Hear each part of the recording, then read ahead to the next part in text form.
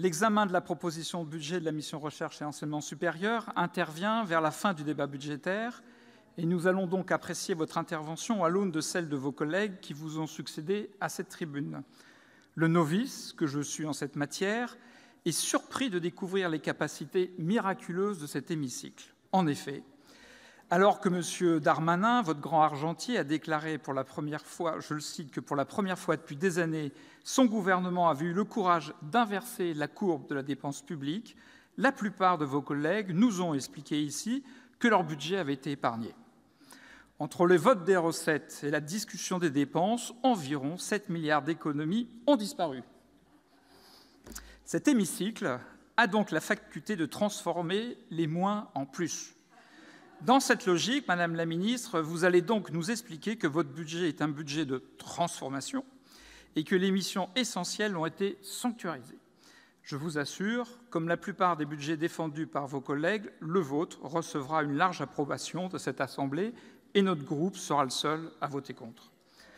En effet, à l'encontre de vos dires futurs, nous pensons que votre projet de budget est dans la lignée de ceux des précédents gouvernements et qu'il consacre, comme on l'a dit, l'abandon par la France de la stratégie européenne dite de Lisbonne, dont l'objectif était de promouvoir une économie de la connaissance.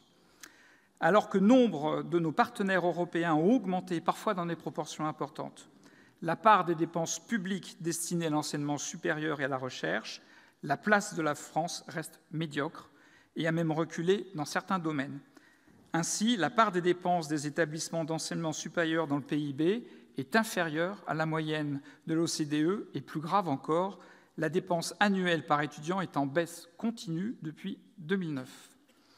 Loin de vos déclarations et de l'annonce d'un plan massif en faveur de l'université, la dure réalité des chiffres de votre budget fait apparaître une baisse en euros constants des dotations des établissements universitaires. Plus grave encore, aucune création de postes n'est prévue. Non seulement les universités ne seront pas davantage aidées pour faire face à l'afflux des 35 000 étudiants supplémentaires, mais de plus, aucun moyen supplémentaire ne leur est octroyé pour mettre en œuvre les dispositifs imposés par la réforme de l'accès à l'université dont nous aurons à débattre prochainement. Pour bien apprécier l'extrême gravité de la situation, j'aimerais rappeler les évaluations des experts de tous bords qui estiment qu'il faudrait apporter entre 700 millions et 1 milliard d'euros de moyens supplémentaires à l'enseignement supérieur pour lui permettre de maintenir ses capacités d'accueil. La situation n'est pas meilleure en ce qui concerne la recherche. Son budget est aussi en baisse en euros constants et vous avez fait le choix contestable de favoriser des structures dont l'efficience n'est pas avérée, comme l'ANR ou les communes, qui font l'objet d'un de mes amendements, aux dépens d'opérateurs historiques qui auront à subir, comme tous les ans depuis trop longtemps, de nouvelles baisses de leurs moyens et de leurs postes. Cet acharnement confine à l'absurdité quand il s'agit de l'Institut de recherche pour le développement, dont le budget baisse de plus d'1,5 point, alors qu'il joue un rôle essentiel dans l'action de la France à l'étranger, qui est un des objectifs prioritaires du gouvernement. Par ailleurs, je suis très inquiet de la situation très dégradée de l'emploi public dans les domaines de la recherche et de l'enseignement supérieur.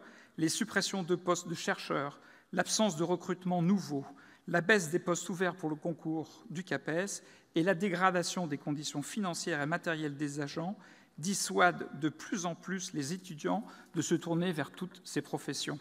Cette crise continue des vocations se traduit par une baisse du nombre des titulaires d'un doctorat. C'est très inquiétant pour l'avenir de notre recherche. Une autre politique est possible, pas en utopie, mais dans l'Europe d'aujourd'hui.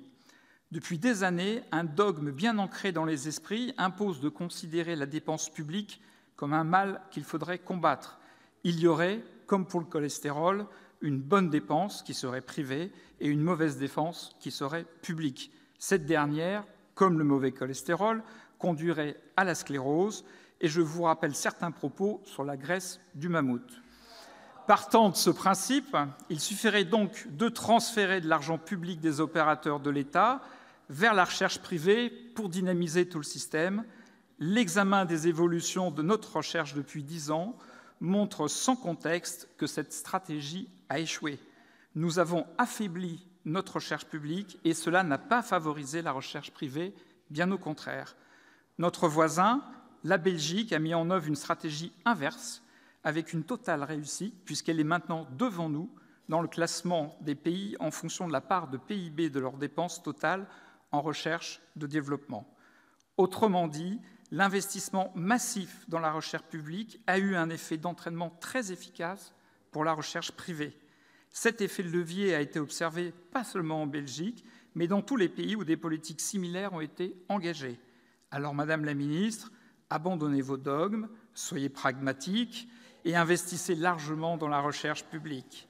Cela sera bénéfique à notre économie, mais aussi à notre jeunesse, qui a tant besoin que la science et la connaissance redeviennent un projet de vie. Je vous remercie.